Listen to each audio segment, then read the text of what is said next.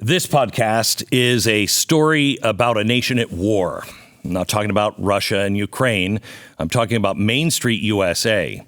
There is a war against you, your home, your property, your reputation, your job, your political freedom, your belief, your church, your faith in God, your faith in truth, your community, your family, your children, your life, and everything you stand for. I wish more people understood this is war, and it is to erase first the nation from existence and you. The two sides of the war are the new left and the new right. We've seen this downward spiral happening for years now, countless different ways. The majority of the country is sane, but the new left is absolutely insane. Not the Democratic Party of the JFK era. I would call them the evangelical left. Despite their claims to atheism, they are devoted to a religion, the religion of wokeism, and they're on a crusade. Honestly, if you look at them right now on the streets with the Supreme Court, they're terrorists. Look at Roe versus Wade, committed to a war against life itself. At the same time, the era of Eisenhower and those kind of Republicans is over. Even the conservatism of the Trump years vanished. The old guard wants a ceasefire. The new right believes words aren't enough. Only action can save freedom. No reconciliation, no common ground.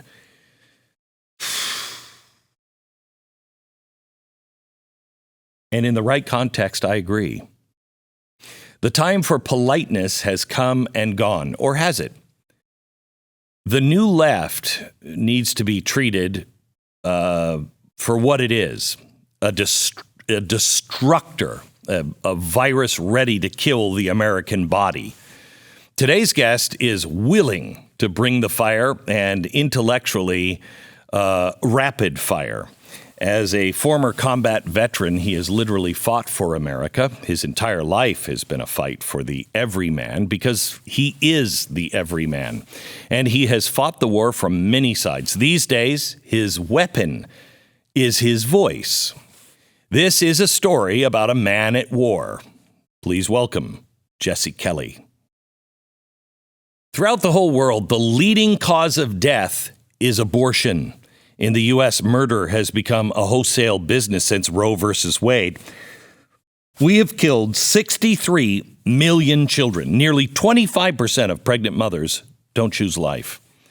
That's where the Ministry of Preborn and Blaze Media are partnering to help rescue 50,000 babies from abortion in 2022. Just the other day, I met one of those moms. It was the most incredible story. Preborn is the direct competition to Planned Parenthood. They're the largest provider of free ultrasounds in the U.S. And that's the key.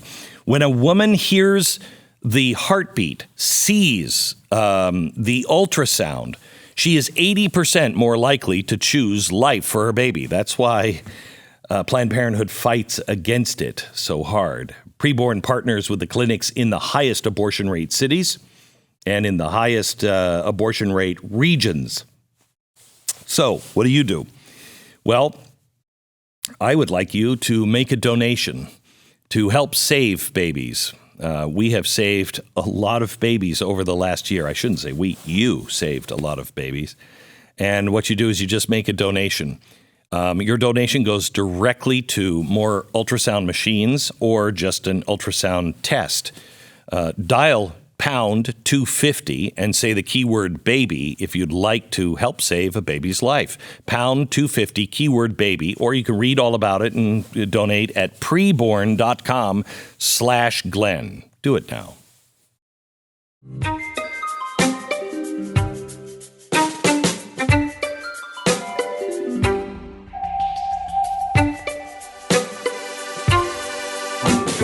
It's so good to have you in the studio.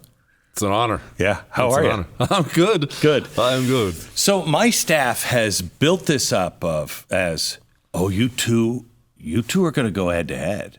And I'm like, what are you talking about? And no, he's a fighter. And I'm like, I'm a fighter too. I just don't happen to believe in club people over the heads, and I don't think you do either. It depends on who we're talking about clubbing in the head. I don't think I would bill this as certainly a fighter versus a non-fighter. I've been watching you on TV fight since I was selling RVs. Right. I was in the Marines when you were back there doing that. So I don't look at it as that at all. I just think I don't think we're going to disagree about as much as people think we are. No, I think there are a lot of people even now who have voted differently than you and I their whole life that thought that they were liberals or even progressives, and now are like, okay, I had no idea. I think America is really starting to wake up. Some of it. I mean, not the whole. We got a big fight in front of us, but I think we have more people waking up than any time that I've been doing this. I think right now, people, for the most part, want to be left alone politically in America. And that's not abnormal for America. Right. That's not abnormal at all. In history, 10, 20% actually participate in politics, and everyone else just kind of goes along their business. And our biggest problem, and on the right, in my opinion, has been the neighbor across the street from you, the guy you coach T-ball with. He agrees with you on all the issues. But he doesn't get involved because he doesn't want to do politics. And I don't blame him, right? Politics is stressful, and we're all worried about it. If either he gets involved or we're going to lose, because they have the same numbers we do who are politically involved. Correct. And they're active. Correct. So we either need reinforcements, we need that neighbor to wake up, or we're toast. It's really weird because 60% of the country in revolutionary times didn't pick a side. Yeah. It was 20% on one side, 20% on the other. And the rest just were like, whatever. And I think we're kind of in that same situation. And while I could kind of understand whatever back then, because you were a long way away from the king and, not a lot had changed in 100, 200 years. No. Now we are about to throw everything away. And I think that's going to sneak up on that 60%. And they're going to go, wait, what the hell happened? This is where I disagree with you on this. I agree it's going to sneak up on them, but they're always too late. Oh, yeah, no. That's I know. The problem. It will be too late. It's not that I think if you were to take every single American, all 330 million of them, and we were to go down the list of issues and are we this divided, I think we would come to an agreement that, wow, we're not that divided. 60, exactly 70%. Right. But that doesn't matter at all. And I don't mean this to be insulting, but I'm a rude person, so I'm going to say it anyway. Yeah, go ahead. If you're not politically involved, I mean, it's not that I wish the worst for you, but you're in the stands. You've chosen to not be politically involved, and I understand that. And not to choose is to choose. Yeah, you don't want to get on the field. You might get bloody, you might get dirty, but you're in the stands. I don't care, because people will say this to me, the country doesn't hate each other, 20% of the country hates 20% of the country. Well, yeah, but as far as the direction of the country goes, those are the only people who matter. My politically disinterested neighbor, who I go have bourbons with on Friday, doesn't want to talk politics, that's fine, and I love the guy, great dude, but he doesn't matter. Not in a political sense, not in choosing the direction of the country. He aligns with me and my values, doesn't really vote most of the time, doesn't care about politics. So get back to the stands with him. So how do we wake those people up, or do we move on? I think we can probably try to do both. We do need reinforcements. And look, the best aid for that is the communists right now. I mean, every video that comes out online of some psychopath teachers trying to tell your 10-year-old he can chop his penis off wakes up another suburban mom, another suburban dad saying, maybe we need to meet the teacher. Maybe we need to go over the curriculum. Maybe we need to run for school board. They're our best recruiting arm. But we need a lot of people away. In some way, I think that Trump, and hear me out, I think Trump losing that election might have been a blessing in disguise, because I really felt that so many people on our side were like, yeah, it's all fine now. Trump's got it. It's good. And no, it's not. We have a lot of problems. And Biden coming in, you saw what was happening in the schools. You see what's happening, what they're really planning for energy, et cetera, et cetera. And I think a lot of people are going, whoa. This is not what I signed up for. I agree, and I think what Trump did, as much as anything else, and I like a lot of some things Trump did, and I hate a lot of some things Trump did. The spending was absurd. His personnel decisions were nothing short of embarrassing, but he was still, foreign policy was dynamite, border was dynamite, dude was dynamite on trade. He was great on some things. But I think, honestly, maybe his most important contribution was people finally realizing how powerless having the presidency is if the entire rest of the system is against you. He's a 4-year president, 2-year Russian collusion investigation, impeached twice over bogus nothings. Right. So if the system has that much power against the president, I think it woke at least much of the right up to...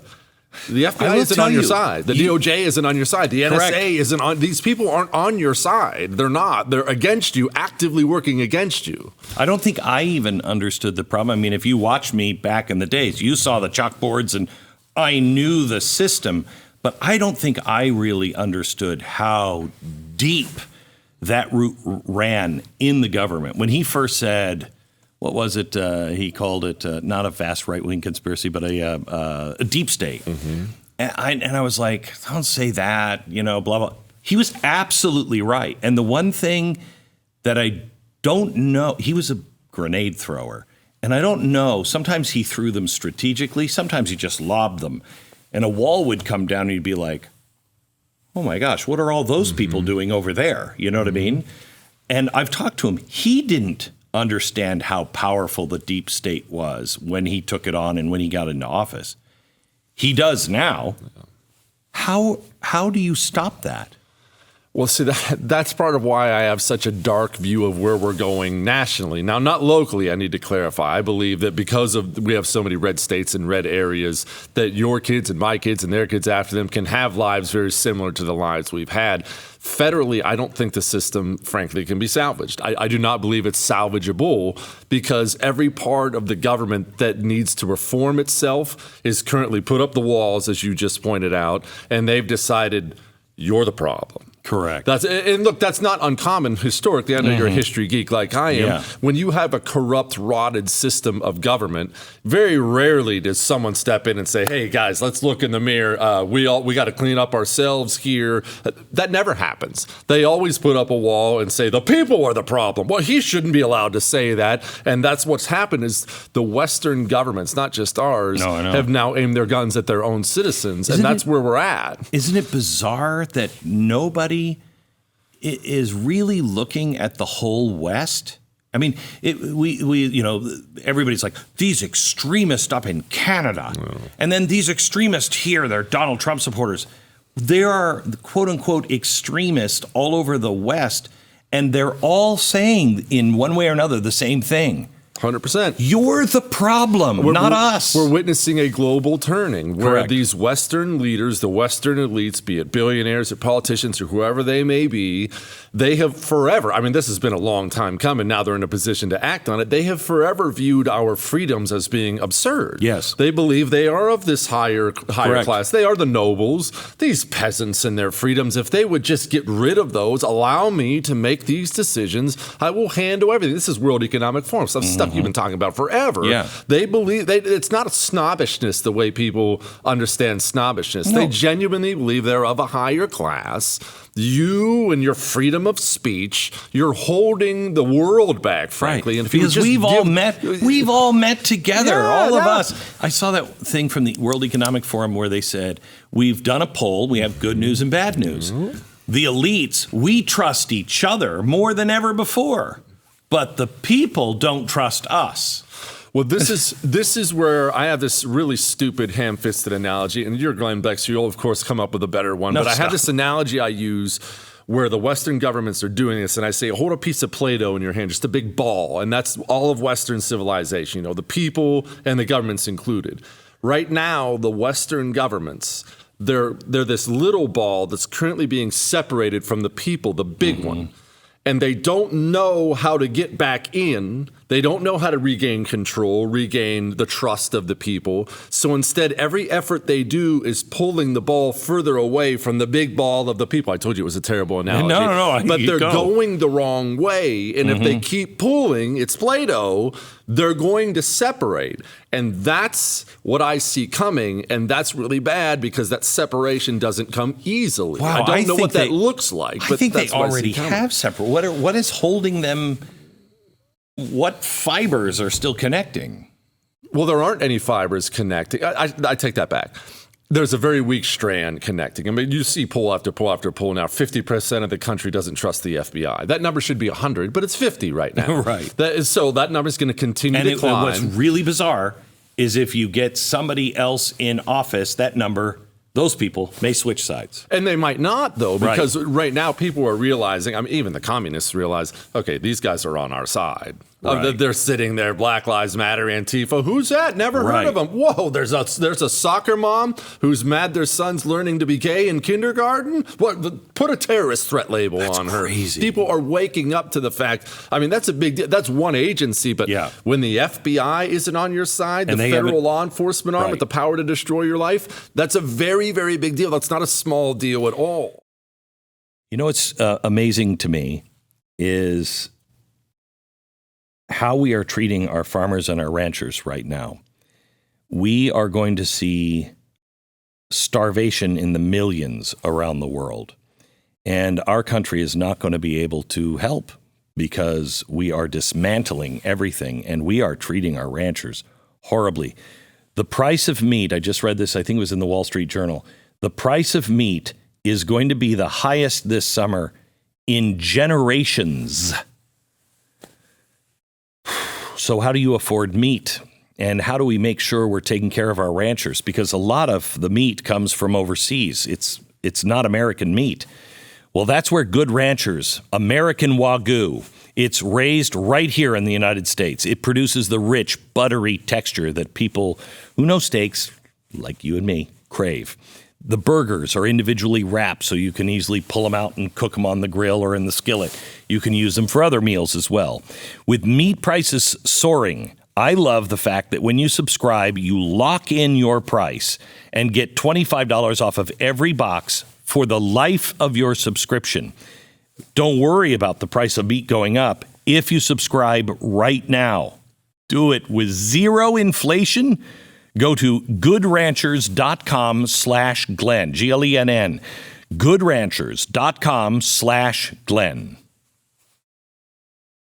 So did you see the S&P Global, the credit rating company, the biggest in the world, came out yesterday and said to the states, we're now going to be ranking you on ESG scores. Mm-hmm. And so now states, if they're not doing the right thing for their state, and I love one of the conditions is if you do anything to cause bad press that may endanger and give you a reputational risk, we may have to back off.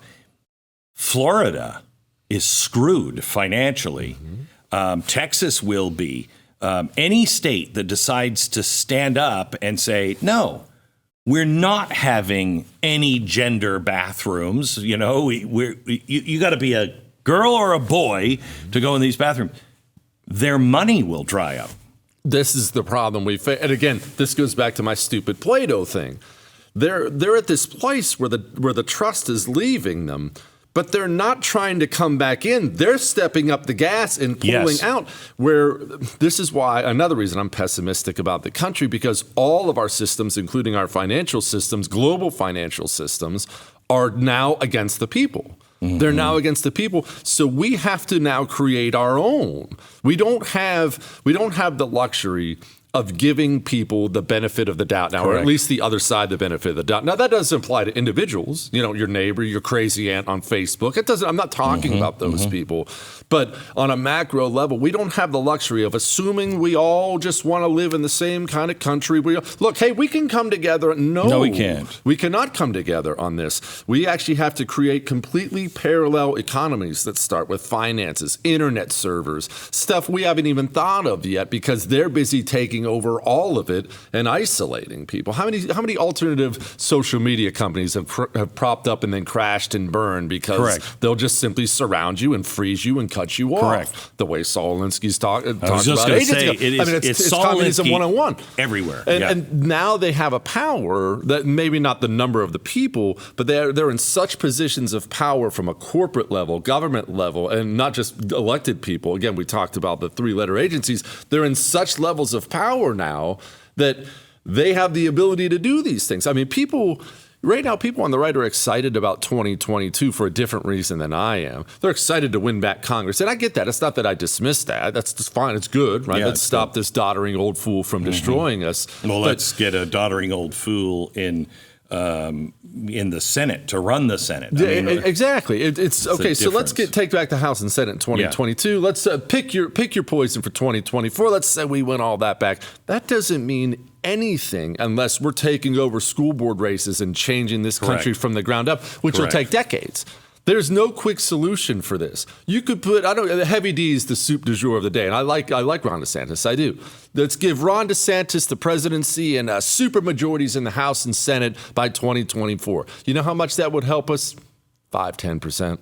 We have decades of battles to win from the bottom up. Because the entire structure. I mean, I was talking to Donald Trump about this, and I said, a president would have to go in and shut down every cabinet level department. Shut it down. Fire everybody.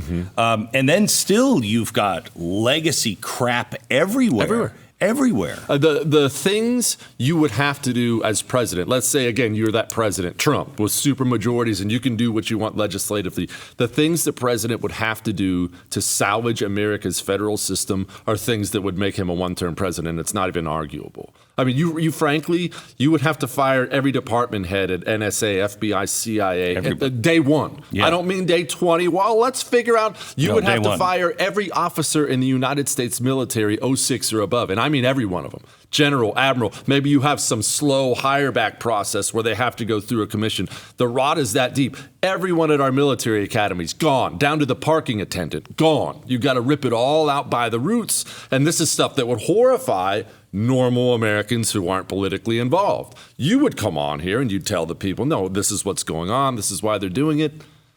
But normal people wouldn't wake up to it. Eliminate the FBI, and the president would be gone. The things you'd have to do to save the country, they wouldn't let you do it. And that's if they didn't kill you first. You mean that too, don't you?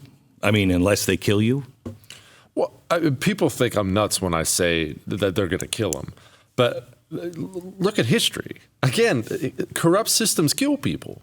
And I've tried to explain this. Actually, I tried to explain this on my radio show yesterday so people can understand. Wealthy, powerful men have access. Wealth gives you access to what? Everything. Gives you access to better food, better health care, private jets, fancy houses, pretty girls, steak dinners, whatever you want. Wealth gives you access to whatever you want. It also gives you access to people who kill people for you. History says this is a fact. Now, how many people are currently getting their bread buttered by our corrupt system? How many? Defense contractors, environmentalists. You don't even have to go to America. Exactly. All over the world. How many of those guys do you have to offend before you offend one with enough money and access to some people who are capable of doing things before they'll kill you? Elon Musk put out that cryptic tweet about if he loses his life. I didn't take that as a joke. Right. Elon Musk, if he actually tries to bring free speech back, absolutely his life is in danger. I think Donald Trump's life was in danger if he got reelected. I think anyone who actually tries to reform a system this corrupt, absolutely their life's in danger. I think it's, I think that's why, and they bragged about it after the election. These giant corporations all did everything they can to take Donald Trump out. And it wasn't about his policies. It was about he's not part of us. He's not in with the Great Reset or whatever it is. He's not part of that cabal. He was a system disruptor. Yeah. And again, historically, system disruptors get killed. Look, it's not like Julius Caesar was the last of the system disruptors who got killed when Rome was changing from a republic to an empire. A lot of guys before him were getting killed, from the Gracchi brothers on up. There's a corrupt system. You have a system disruptor. He dies.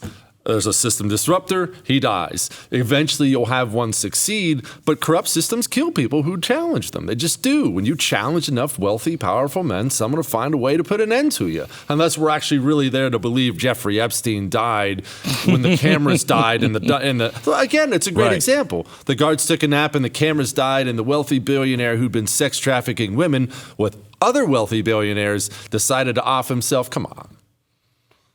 I mean, it's not outside of the realm of possibility, but if you would have said that to me 20 years ago, I would have said, come on. Now, I mean, it is probably more believable that that's the way it happened. Well, I would have said that 20 years ago about my own country. Historically, I would have said, yeah, that happens, but that doesn't happen here in America. But all right, here's actually an example that's going to sound off the wall, but I really mean this. We have an epidemic of especially teenage girl suicides. Everyone knows the numbers by now. Yeah. It went up 50% because of the COVID lockdown idiocy. 50%. All right, now we use a number like that, and what it does is it's not very human, right? It doesn't personalize something. But to bring this home, a mother and father, just had Christmas, 4 or 5 months ago, and their baby girl wasn't there opening Christmas presents. And they didn't sit there and read Bible stories and celebrate that day. They sat and wept because their baby girl's gone.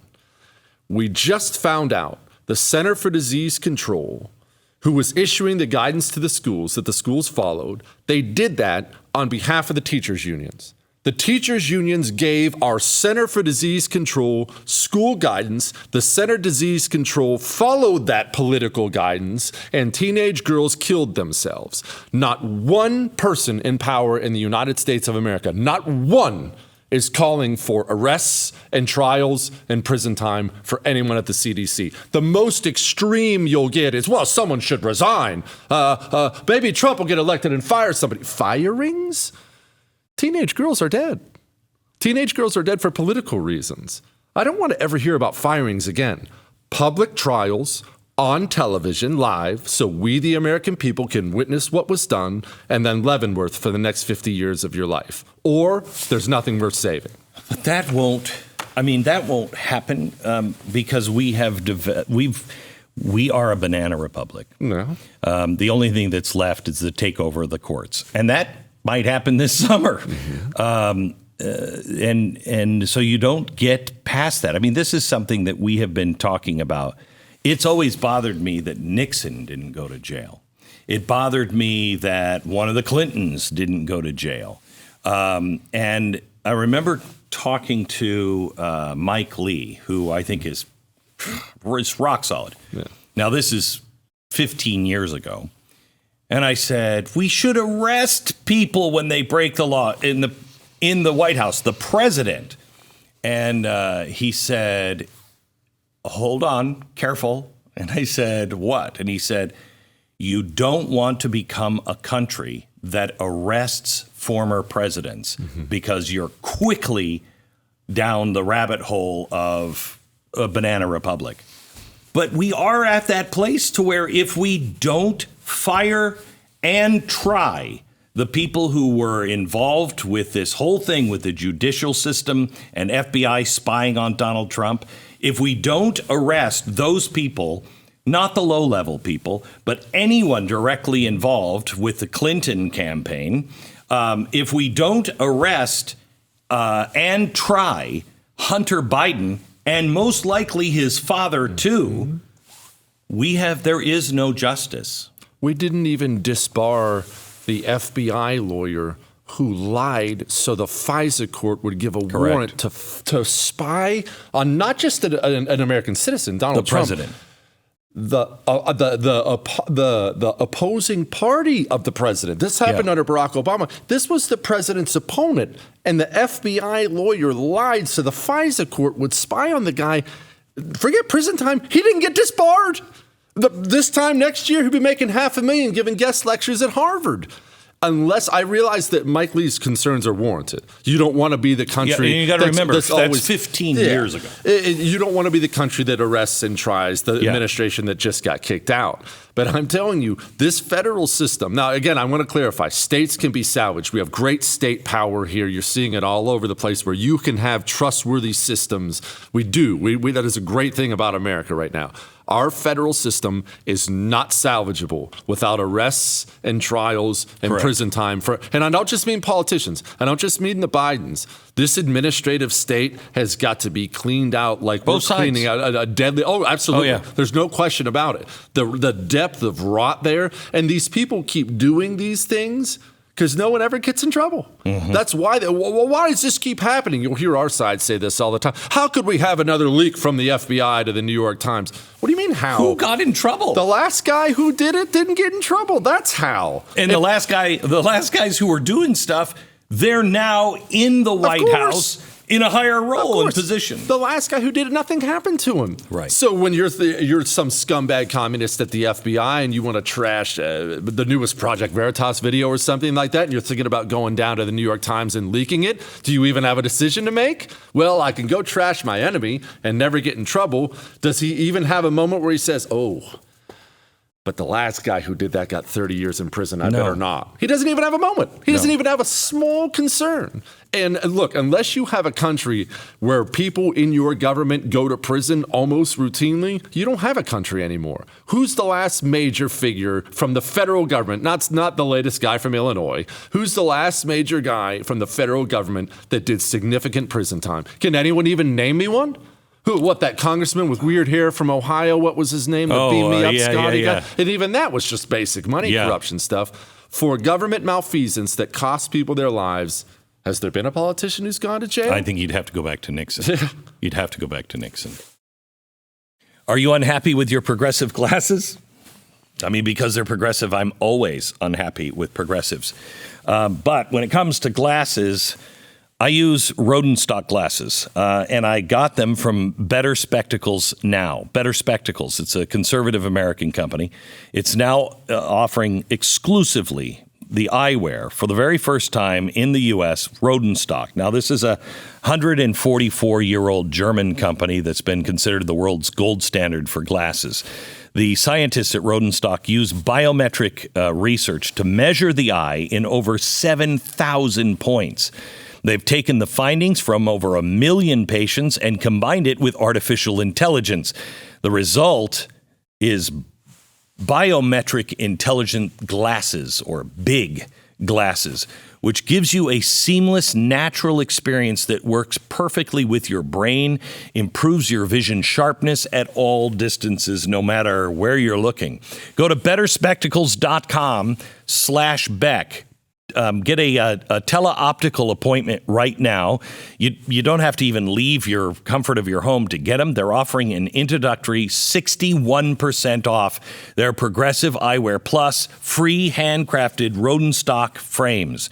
Don't settle with your eyesight. Get the best. Go big with biometrical intelligent glasses from Better Spectacles. That's betterspectacles.com/Beck. betterspectacles.com/Beck.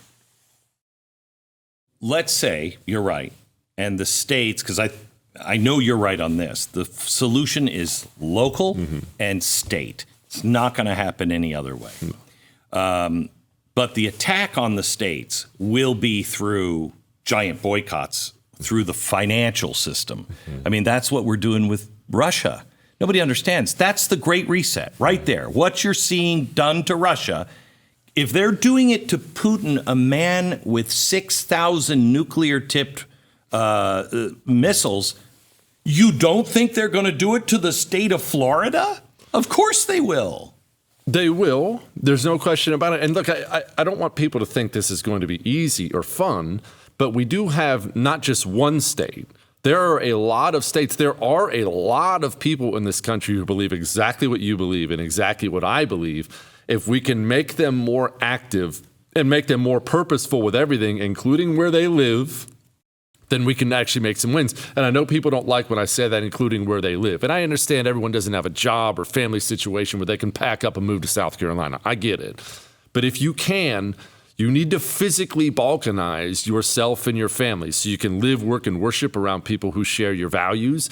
And so you have some level of state protection. Let's say the federal government, and they will, we all know we're going there. Let's say the federal government just borderline declares war on the red states that won't take part in this.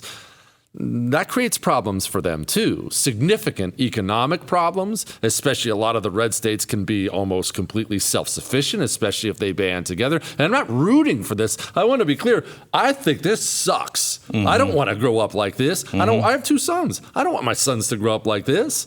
But nevertheless, this is where we are.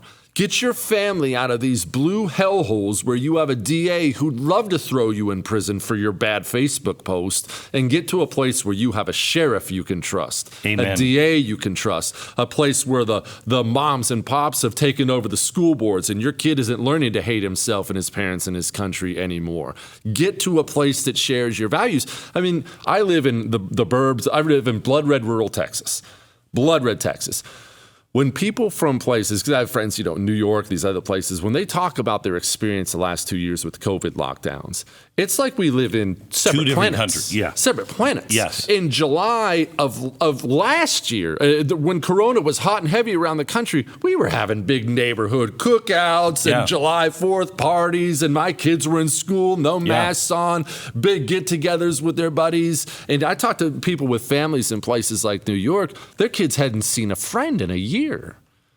Get to a place, an immediate place that shares your values, a county, a city, a state, so your kids can have some semblance of the life that we've all enjoyed growing up in, because it ain't going that way.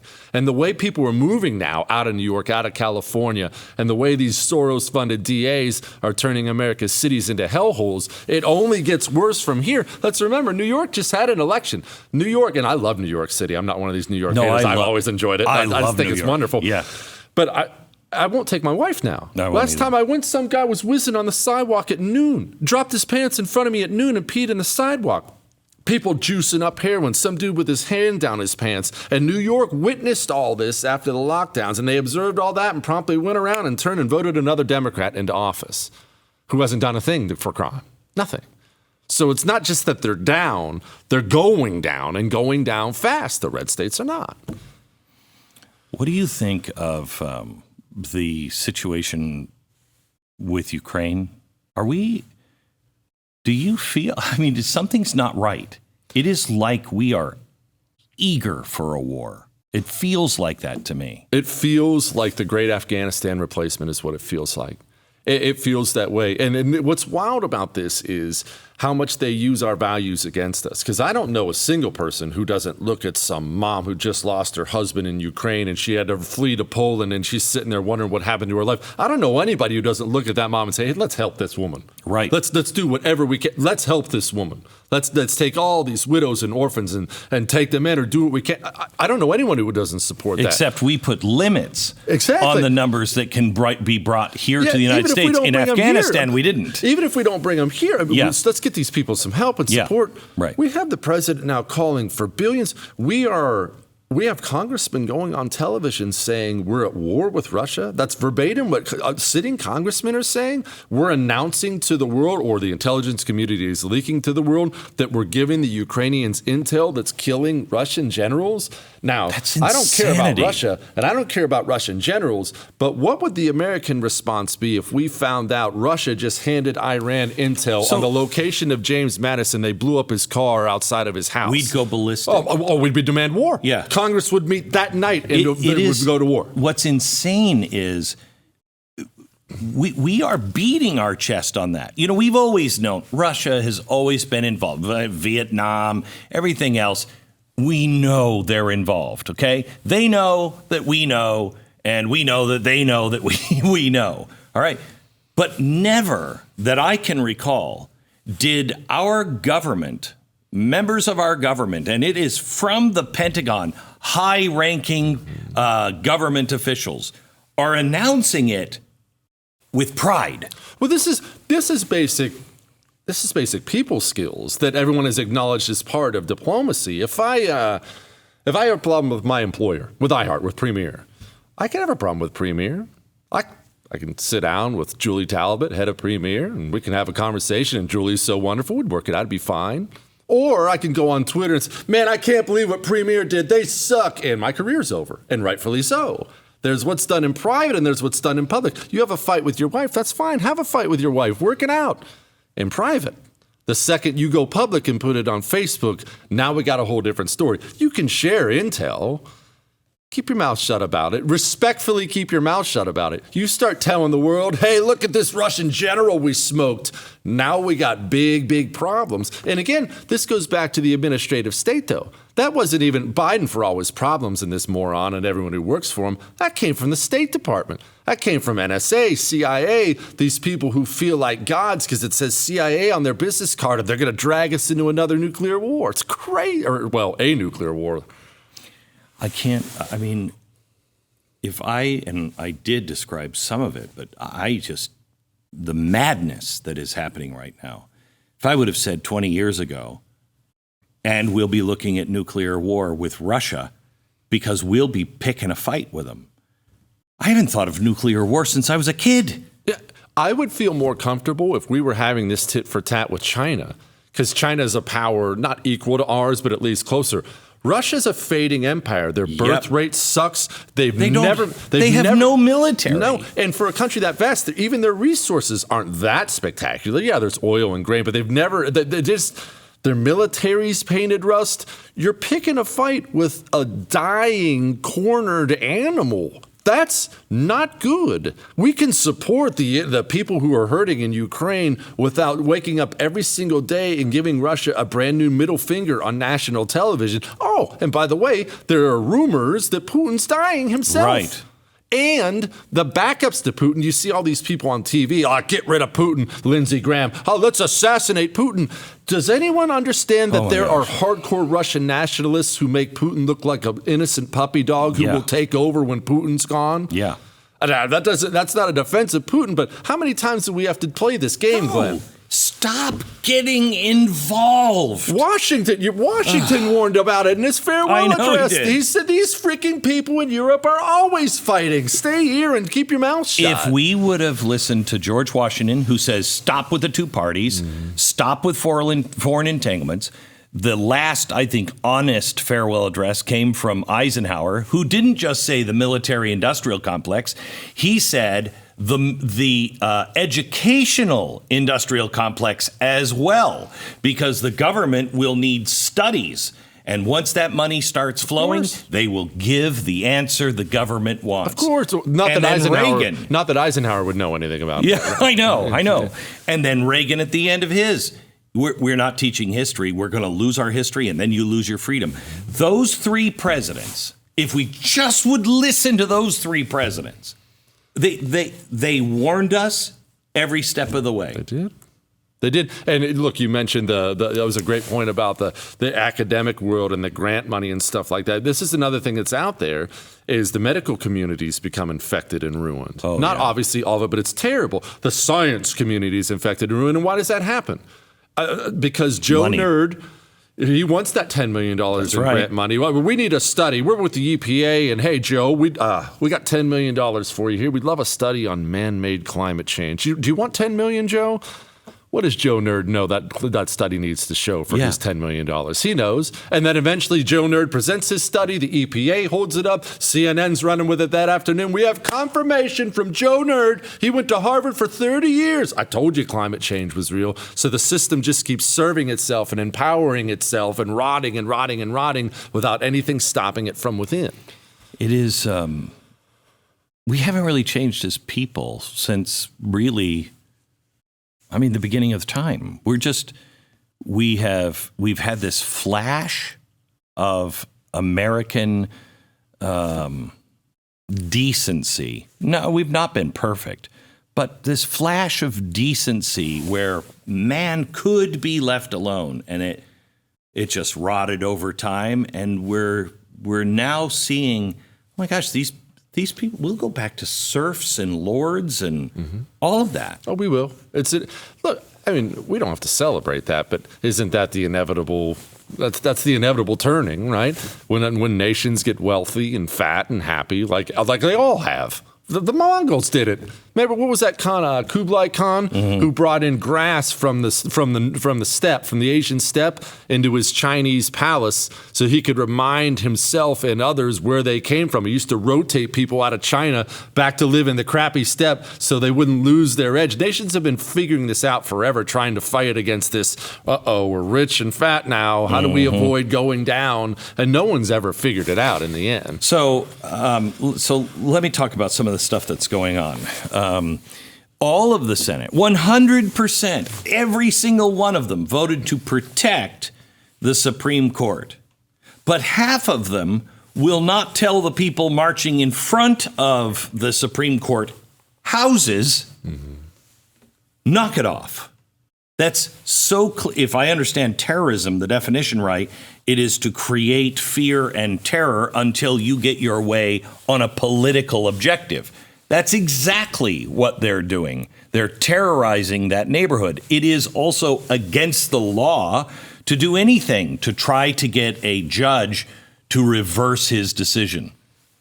Nobody's calling for arrests. Nobody is even saying, I'm sure you did. I know I did on January 6th. Stop it right now. This is wrong. Get out of the Capitol. Stop it. Where is anybody on the left? And how do we expect anything but more violence when no one will speak out against it except the side without power? Well, even if they speak, who's going to enforce it? Because how many times have we had a conversation about the FBI? They don't care about it. But look, I try to explain this to people, and people don't want to believe this, and I totally understand why people don't want to believe this, because it's a tough pill to swallow. You look at Mao's Red Guards. I mean, that's what you're dealing with here. And people don't want to think the crazy lady with pink hair and a bunch of piercings in her face is the Khmer Rouge. That she's capable of doing everything they did, because it's a bridge too far. But didn't we learn that from seeing the polls?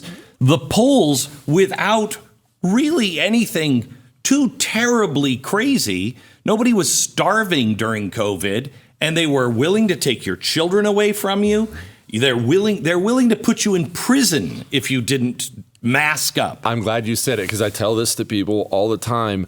You better go back to COVID and learn a lot of lessons. And one of the main ones you better learn is which one of your neighbors is going to be more than happy to turn you into the authorities for wrongthink. Because there were lots of them. Lots of people in this country thought, no mask on, lose your job, and go to prison. I mean, let's be honest, Glenn. The President of the United States of America, I know this has kind of gotten glossed over because he screws everything else up.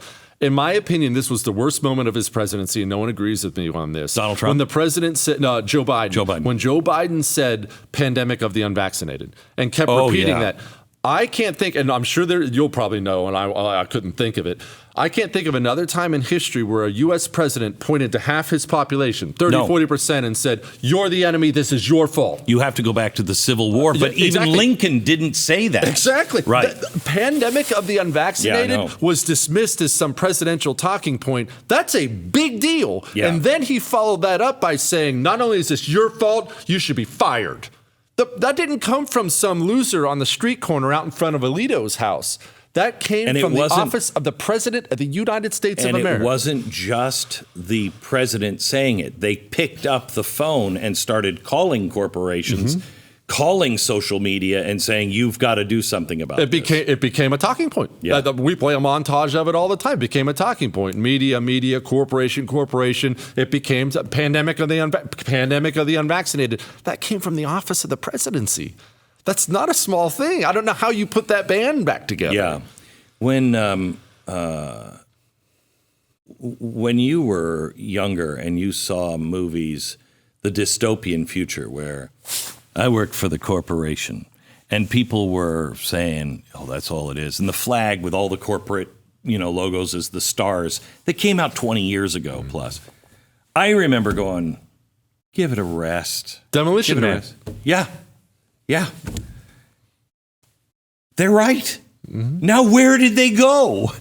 How are they not seeing every dystopian thing you wrote, you produced, you said was coming, all of the ideal? It's all right here. And you're for it. Well, I mean, there's so much to it.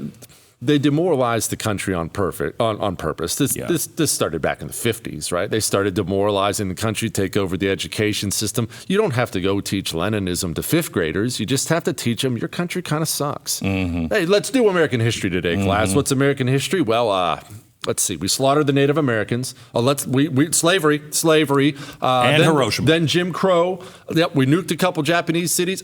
Looks like we're out of time, class. That's America. Have a good one. Yeah. And we did this for decade after decade. And now, I know this was a wake-up call for a lot of people. The Black Lives Matter Antifa riots after St. George Floyd died. The volume of people. This was not a city. This was every major American city was full of people, young people who hate the United States of America. Corporation after corporation after corporation going out there, professional athletes, entertainment, professors, every cultural pillar that holds up a country. I lost my church, Glenn. I lost my church during that. Church we loved, church we'd gone to forever. Pastor gets up there on Sunday after St. George Floyd dies, gives a sermon about white privilege. Every cultural pillar has been infected and taken over. And so now none of them are a check on the other. President gets up and says, pandemic of the unvaccinated. In 1960, how many Hollywood stars will come out and say, whoa, check yourself? How many professors? How many news organizations? Now, president says it, Hollywood repeats it, professors repeat it. It's when there's no check on any part of the system, it's just become a big, rotten, corrupt ball that's not fixable. And there's, unless we change the attitudes on the understanding of the First Amendment and the freedom of speech, but we've got, look at what we've raised. If you have a child that was born after 1990, guarantee you they got a trophy for crap they didn't do. You know what I mean? So, and they know that's bull crap. And now they're going to work for something? Why would you work for something? Why would you risk anything after COVID? We don't risk anything. How are you an entrepreneur if you think things are easy and your risk tolerance is very low? You don't. You don't. And you were just trained for 2 years. Virus that's virtually no risk for you. Put on your double mask, Jaden. Right. Go back to your room. And shut down businesses. Hide in your bubble. All the small businesses are closed. Let's wipe out the global economy. Just hide. No, you can't see your friends. No, you're a boy. My goodness, don't get dirty. Don't skin your knee. That'd be the end of the world. Just hide in your room and do your anti-bullying programs with your social studies teacher on your computer. That'll work out well. Well, look what we've got. Now, that's the bad news. The good news is those of us who didn't do that, we're raising children who are going to dominate this next generation of losers. I know. I've said for the longest time, you go ahead and take those trophies. And when all is said and done, my kid is going to need somebody that says, hi, welcome to McDonald's. Yeah. Can I take your order? Because that's really, it's true. We are training to just, be a cog. We're not even trained. Nobody's being taught to think anymore, to challenge. That is the American way. Well, isn't that intentional, though? Yes. They've been doing this for. I say this to people all the time, and they say it sounds dehumanizing, but I hate communists, so I don't care. I don't care if it is dehumanizing. You need to think about these people like robots, not like people like robots. And I'm not actually saying that to be insulting for once. These people don't think. They really do not think, and they don't want to think. And that's so hard for people to accept because you want to think. I'm gonna read a bunch of stuff. What look is at a bunch the point of life if you're not thinking? They don't want to because there's so much comfort in just going up to the hive mind and just being programmed. Get your software update. Or what are we mad about now? Change your hashtag on your social media. I need to know what my talking points are. I need to know what to care about. I need to know exactly what to do. And that's a comfortable life. Hey, you just let me plug in and give me an upload, and then I'll know. We are living Atlas Shrugged. How long has it been since you read it? I think Elon Musk is Reardon. Well, I'm trying to think if we are, because I've never believed I never believed Atlas Shrugged could be real in the sense that people would purposely pull out. People will purposely separate. We are separating. Oh no, now. We're living it. We're not at the end. Oh, that's a long. Yeah, okay. Now that's a we're good not point. there. But in some way, we are seeing some people that are starting to pull out. Elon Musk is not a dummy. He knows exactly, I hope, what he is facing. You know what I mean? I don't agree. You don't? I don't think he knows what he's facing, or he wouldn't do it. No, I hope I'm wrong. And look, I don't dislike him. I don't like him. I don't care. I think it's great what he's doing. I think if Elon Musk knew exactly what he was getting into and exactly how evil his opposition was, I don't think he would do it. I would say the same thing about Donald Trump. And like you mentioned, you sat down that he didn't realize. Look, in his defense, he does now. Oh, he does now. In his defense, I didn't realize. I think when people fully understand how powerful the forces of evil are out there right now against anyone who wants to change it, I think you would have most people sit it out. I think so too, but there are Donald Trump, I don't know this for a fact, but I don't think he's shying away from the fight. I think he'd go back in again if the right said, "You're our man." I don't think he's done. Well, it's not everybody, obviously. Yeah. Look, and we're going to need these guys. Again, we need these guys going forward. We have to have them. We will need great men to lead us at some point in time here. We just will as we go down this road. The problem is we're going to have to start, and this is going to be ugly, it's going to be terrible, we're going to have to start accepting leadership from people who aren't exactly our ideal people. Because we have this in our mind. I mean, speaking of George Washington, we were talking about it earlier. We have this stately man, 6'4", up on a horse, charging the British with a saber in his hand. Did not tell a lie, which of course garbage. But I mean, great human being by all accounts. Right. And we're waiting for the next Washington to come. Well, history don't make a lot of Washingtons. The guys who are going to lead us are going to have warts. Right. So Washington is. I mean, you know me. I'm a history geek, just like you are. And Washington is the one guy I cannot find bad stuff about. I mean, I can find it from his mom in the second run up to the election. She didn't want him to run, so she came out and said, "You don't know the extravagance of this man. You do not know how much he spends on ice cream." Which makes me great. That's the worst, really, I can find on him. That's verifiable.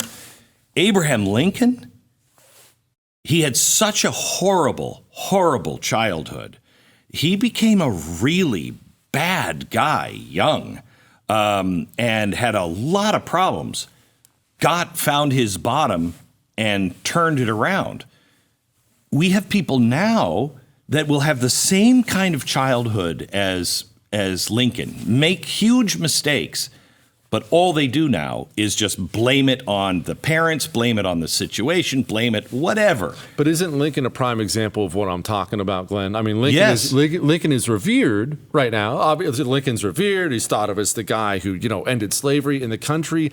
Lincoln suspended habeas corpus. Yeah, Lincoln is not that. You're going to have to do things that make you and me uncomfortable to fix this. And I don't like that. I don't celebrate that. But if you didn't like that, we shouldn't have let the roots grow so Correct. deep. The roots are so deep now, we're going to have to yank out some lawn to get them out. The suspension of habeas corpus, however, though, is constitutional. It is in a time of rebellion. Yeah, he also wanted to deport all the black people in Liberia. I know. Again, this is not me pounding on Abraham Lincoln. It's just we're going to need leaders. Yes, and they're not going to be saints, and they can't be. The leader. The greatest thing about George Washington is not his record with no blemish. It's that he let go of power. That is 100% the greatest thing. Well, that and shooting British people in the face. But you're right. You're right. Yeah, he let go of power. We don't have a single person that will let go of power. Look at Barack Obama. What's he do? He leaves. He comes up with this, he leaves. Yeah, he leaves, and he comes up with his, his Obama Foundation, like the Clinton Foundation, and all they do is just pull strings from the side. Where is the Harry Truman that just goes home? Well, I've brought this up before. The problem is we don't have a nation full of patriot leaders now. It sounds so cliche and hokey to say patriotism, right? But that really is the big problem we have. Early on, I mean, people don't realize how many generals' sons have died in our wars in the past. General's sons? What? General's son's supposed to get that cushy gig scrambling eggs behind the wire if he even joins at all. Let's get an exemption for the... No. Teddy Roosevelt was over there trying to fight in World War I, and when he couldn't, his sons went over and died or got wounded in the whole thing. There was a belief in America and a feeling of duty to America. But then again, what we have now, it's not just that our cultural system's rotted, it's that our highest levels are rotted. The greatest thing we could do, practical thing for America, would be to take the top 50 universities in the country and fire every employee and raise the buildings to the ground. And I don't say that to be extreme. These places, Harvard is much more important than just one college. It produces the next Fortune 500 CEO, the next guy who sits on the Supreme Court, the next president of the United States of America. Have you seen what these people are learning at Harvard? Not only are they morons now, they hate the United States of America. So now you've filtered all your cultural leaders through a dirty jockstrap of Harvard, and now you wonder why the water tastes bad at the end. We don't have cultural leaders like that now. Our greatest cultural leaders from South Africa.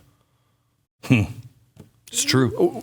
Where are we at? Where are all the great men? Actually, a part of me likes that because, I mean, he's an African American, and he's an immigrant. Yeah. So, I mean, I like the fact that it's an immigrant. Nobody will say that, just like they would never say that. You know, we treated the last first lady like a dump, and she was a foreigner. A former communist country. Didn't she speak like 7 languages or something like that? And a total dime, too. Yeah. Just total knockout. And look, people say that it looks good for the country to have a dime as the first lady. So what is your, what are we headed towards? Just let's take it the summer with the Supreme Court, not just abortion, but we have a really important gun Second Amendment case. We have a couple of really important religious cases coming. Supreme Court is going to have balls and strikes. This Roe versus Wade thing, I'm still not convinced it'll go through, but let's assume it does because I'm very hopeful on that. That's an issue I'm passionate about. I just talked to Mike Lee today, and he said, absolutely, it's going through. He didn't say that to me a week ago. Okay, that's awesome. Yeah. And they're going to disappoint you in the next one. Yeah. And we're going to lead up to 2022, and what's going to happen is the communists are just going to get more and more crazy because they don't have their greatest strength is the fact that they don't have a stop button. They don't have a reverse button. They don't know how to do that. It's a religion of destruction, so they wake up every day, and that's the God they have to serve. So they'll continue to ramp up the crazy. Right. There's no one in the Democrat Party that's going to look around right now and say, should we dial it down a notch? Nobody. No one's going to say that. Right. So they'll ramp up the crazy, and then 2022 will happen. And everyone will wake up. They'll be watching that night. Everyone will be sipping on a bourbon, celebrating as we sweep the House and take the Senate and things like that. When really you should be celebrating, but for a different reason, because we're going to wake up that next morning and we're going to own more school boards than we've ever owned in this country in about 50, 60 years. And that's how we take back the United States of America. School boards, state legislatures, sheriff's office, district attorneys. You can celebrate the House and Senate. And I'll be happy about that too. Fine. Put a check on that idiot in the White House. The school boards are where it's won. The school boards are where it's won. The federal government, forget them. Locally, we have so much we can still protect and preserve and be proud of. And people don't understand how close things are. I had to teach a class, and it ran late on Saturday, and I was going to go vote in my local city. I get home, and my wife said, "Did you get to vote?" And I'm like, "No, I didn't." That night, I heard that the election was decided by one vote. And I was beside myself all night. As it turns out, it went the other direction by 6. But that was just a really stark reminder. When you're dealing with local issues, it is not a big movement. It means you go out and vote because your vote actually may be the one that changes everything. Well, federal elections are liposuction. Local elections are a workout plan. That's the difference. Yeah. I mean, the how you wake up on after election day in 2022, we have the House and Senate. Everyone's going to be high-fiving. Life is good. Because that's instant, right? It's sexy, right? Congress, got a little pin on your chest, fancy suit. I'm on Fox News that night. Woo! Yeah. Glenn Beck's going to invite me on his show. Right. Looks good, right? Looks good, feels good. Right. But the blocking and tackling of the school boards and local races, that's what pays real dividends 20, 30 years from now. We just don't get that instant gratification of it. You don't get to see it. It's not tangible. Start raising a generation of patriots and watch this country change. But we got a long way to go. It is also interesting that you don't know, when you really pay attention, it is all, for a lot of it, it's just name recognition. Who did I see on the corner? What's the last sign I saw? We have got to get our organizations to start putting together voting guides, local voting guides, and just have the principles and the policies, so you can go that one or that one, that one or that one, that one or that one. Mm-hmm. But that's spotty at best. But we're starting. One of my friends, Ryan Gerdusky, actually has something called the 1776 Project. Not raising money for Congress or Senate or the governor or the sexy things.